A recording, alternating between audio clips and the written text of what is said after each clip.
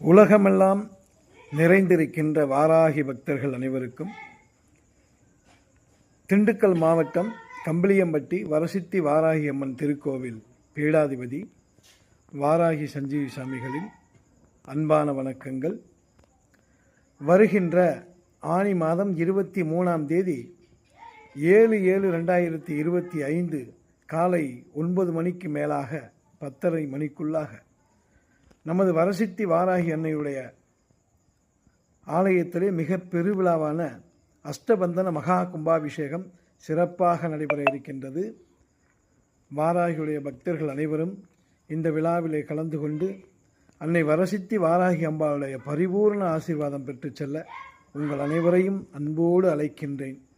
Jai Varahi, Jai Jai Varahi, Jai Varahi, Jai Jai Varahi.